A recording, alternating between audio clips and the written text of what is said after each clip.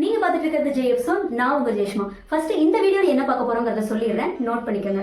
இசை ஆர்வம் உள்ள எல்லாத்துக்குமே இருக்கிற ஒரே ஒரு கோல் என்ன அப்படின்னு பார்த்தா, நம்ம சாங்கை நல்லா பிரசன்ட் பண்ணணும், ஒரு பாட்டை நல்லா பாடணும் அப்படிங்கிறது தான். அப்படி பாட்டு பாடணும்னு ஆர்வம் இருக்கிற உங்களுக்காக ஒரு சில ஈஸியான டிப்ஸ், எப்படி ஈஸியா நம்ம ஒரு பாட்டை வந்து ஒரு சினிமா பாட்டை பாடுறதுக்கு ப்ராக்டிஸ் பண்ணிக்கிறது அப்படிங்கிறதுக்கான ஒரு சில டிப்ஸ் தான் இந்த வீடியோல பார்க்க போறோம். நம்ம சேனல்ல தினமும் வீடியோஸ் கரெக்டா அப்லோட் ஆக போகுது. எதுக்காக அப்படின்னா, பேசிக்ஸ்ல இருந்து கர்நாடக சங்கீதத்தை கத்துக்கணும், ப்ராப்பரா முறையா கத்துக்கணும்னு நினைக்கிற உங்களுக்காக தான் நம்ம சேனல்ல இனி தினமும் நம்ம வீடியோஸ் போட போறோம். கர்நாடக சங்கீதத்துல ப்ராப்பரா நம்ம கத்துக்கிட்டு சர்டிபிகேட்ஸ் வாங்கணும், சர்டிபிகேட்ஸ் பண்ணணும் அப்படின்னு நீங்க நினைக்கிறவங்க தாராளமா கீழே தெரிகிற இந்த நம்பருக்கு கான்டாக்ட் பண்ணி சப்தஸ்வரங்கள் மியூசிக்கல்ஸ் அப்படிங்கிற இந்த ஒர்க் ஷாப்ல ஜாயின் பண்ணுங்க. இங்க கர்நாடக சங்கீதம் கம்ஃபர்டபுள் டைம்ல, உங்களுடைய கம்ஃபர்டபுள் டைம்ல ஆன்லைன் கிளாஸஸ் எடுத்து கொடுக்குறாங்க. அது மட்டும் இல்லாம கோயம்புத்தூர்ல இருக்கிறவங்களுக்கு சப்தஸ்வரங்கள் மியூசிக் கிளாஸ் நீங்க நேரடியா வந்து கூட கத்துக்கலாம். சரி, நம்ம இப்ப வீடியோ பார்ப்போம்.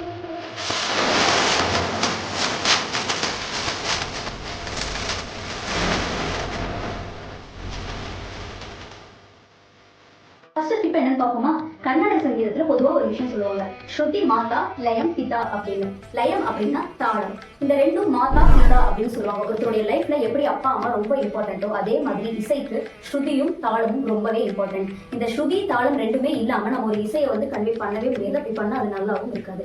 இப்போ ஃபீமேல் மேல் ரெண்டு பேர் இருக்கும் இல்லையா? இந்த ஃபீமேல் மேல் இவங்களுடைய வாய்ஸ் படி ஸ்ருதி வந்து வேறுபடுதுங்க. கர்நாடக சங்கீதத்தை பொறுத்த வரைக்கும் ஃபீமேல் அப்படிங்கிறவங்க ஜி ஜி ஷார்ப் ஏ, அதாவது 5 5 6 இந்த ஸ்ருதியில பாடுவாங்க. இதே மேலன்னு பார்க்கும்போது சி சி ஷார்ப் டி இந்த ஸ்ருதியில பாடுவாங்க. ஆனா சினிமா சாங்ஸை பொறுத்த வரைக்கும் இது டோட்டலி டிஃப்ரெண்டா இருக்கும். சினிமா சாங்ஸ்ல பாடும்போது ஃபீமேலே வந்து சி சி ஷார்ப் அந்த ஸ்ருதியில தான் வந்து அவங்க பாடுவாங்க. இந்த விஷயம் நீங்க கண்டிப்பா தெரிஞ்சு வச்சுக்கணும். ஸ்ருதினா இந்த மாதிரி வந்து ஒரு ஃபீமேல் மேல் அப்படிங்கிறவங்களுக்கு இப்படி வேறுபடுது. இந்த ஸ்ருதியில நம்ம பாடுறோம், நீங்க பாடுற பாடல் என்ன ஸ்ருதியில அமைஞ்சிருக்கு அப்படிங்கறத நீங்க ஃபர்ஸ்ட் தெரிஞ்சுக்கணும். அடுத்ததான் நம்ம பார்க்க போறது லயம் பிதா, அதாவது தாளம்னா என்னங்கிறது தான். இந்த தாளம்ங்கிறது ஒவ்வொரு பாடலுக்குமே வேறுபடுங்க. எல்லாமே ஒரே தாளத்துல தான் இருக்குங்கிறத நம்மளால சொல்லவே முடியாது. ஒவ்வொரு பாடலுக்கு ஏற்ற மாதிரி எந்த கம்போசர் எந்த தாளத்துல அந்த பாட்டை வந்து அமைச்சிருக்காரோ அந்த மாதிரி தாளத்துக்கு வந்து வேறுபடும். இப்போ கர்நாடக சங்கீதத்தை பொறுத்த வரைக்கும் ஆதி தாளம் அப்படின்னு சொல்லி பேசிக் எக்ஸசைஸ் அபியாச கானம். இந்த பேசிக் எக்ஸசைஸை நம்ம கத்துக்கும் போது ஆதி தாளம் அப்படின்னு சொல்லி நம்ம கத்துக்கிறோம் இந்த தாளத்துல. அதே மாதிரி சினிமா சாங்ஸ்னு பார்க்கும்போது 4/4 3/4 இந்த மாதிரி நிறைய இந்த மாதிரி பீட்ஸ் வந்து மாறுபடும். அதுக்கு ஏற்ற மாதிரி ஃபர்ஸ்ட் என்ன தாளத்துல அமைஞ்சிருக்குதுங்கிறதையும் நீங்க தெரிஞ்சுக்கணும். ஃபர்ஸ்ட் என்ன ஸ்கேல்ல தெரிஞ்சுக்கணும், அதுக்கப்புறம் இது என்ன தாளத்துல அமைஞ்சிருக்குன்னு தெரிஞ்சுக்கணும். இதே மாதிரி ஆதி தாளம் நான் சொன்னேன் இல்லையா, இதை வந்து 4/4 அப்படின்னு சொல்லி வெஸ்டர்ன் மியூசிக்ல சொல்லுவாங்க. இப்ப நான் சொன்னது உங்களுக்கு நல்லாவே புரிஞ்சிருக்கும் அப்படின்னு நினைக்கிறேன். அதாவது ஸ்ருதி மாதா லயம் பிதா ஏன் நம்ம சொல்றோம் அப்படின்னா, இந்த ஸ்ருதியும் தாளமும் ஒரு பாடல் அப்படின்னு எடுத்துக்கிட்டோம் அப்படின்னா இதுல என்ன ஸ்கேல், அதாவது என்ன ஸ்ருதியில இருக்கு, இது என்ன தாளத்துல அமைச்சிருக்காங்க அப்படிங்கிறது, ஒரிஜினல் சாங் எந்த தாளத்துல என்ன ஸ்ருதியில இருக்குங்கிறத ஃபர்ஸ்ட் நம்ம தெரிஞ்சுக்கணும் நம்ம ஒரு பாடல் கத்துக்கிறதுக்கு முன்னாடி. அடுத்த டிப் என்ன அப்படின்னா, இப்போ நம்ம ஒரு பாட்டை கத்துக்கிறோம் அப்படின்னா அதுல இருக்கிற வரிகள் ரொம்பவே இம்பார்ட்டன்ட் இல்லையா? இப்போ அந்த வரிகள் என்ன அப்படிங்கிறது நம்மளுக்கு தெளிவா நல்லா மெமரைஸா இருந்தாதான் அதுக்கப்புறம் நம்ம அடுத்த விஷயத்துல கான்சென்ட்ரேட் பண்ண முடியும். அதாவது ஸ்ருதி தாளத்தை தான் சொல்றேன். இப்போ ஒரு பாடல் இருக்கு அப்படின்னா அந்த பாடலுக்கு உண்டான வரிகளை நீங்களே உங்க கையால ஒரு பேப்பர் எடுத்து எழுதுங்க.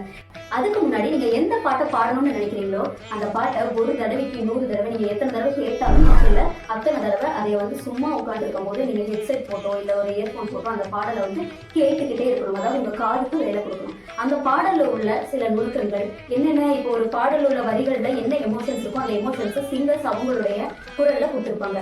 என்னென்ன எக்ஸ்பிரஷன்ஸ், அதாவது அந்த எக்ஸ்பிரஷன்ஸ் எப்படி கொடுக்குறாங்க அப்படிங்கிற அந்த சின்ன சின்ன விஷயங்களை நீங்க பார்த்து நோட் பண்ணணும். அதையும் அந்த நான் சொன்ன இந்த ஸ்ருதி தாளம் அதுக்கு முன்னாடி லிரிக்ஸை மெமரைஸ் பண்றது, இது எல்லாமே வந்து நீங்க அவ்வளவுக்கு எவ்வளவு அந்த பாடலை நீங்க காதால கேட்கிறீங்களோ கேட்டு புரிஞ்சுக்கிறீங்களோ அந்த அளவுக்கு இந்த ஸ்ருதி தாளம் லிரிக்ஸ் இது மூணுமே உங்களுக்கு அவ்வளவு ஈஸியா வந்துடும். நான் சொன்ன விஷயம் உங்களுக்கு நல்லா புரிஞ்சிருக்கும்னு நம்புறேன். இனி கர்நாடக சங்கீதத்தை நம்ம ப்ராப்பரா தினமும் பேசிக்ஸ்ல இருந்து நம்ம கத்துக்க போறோம்.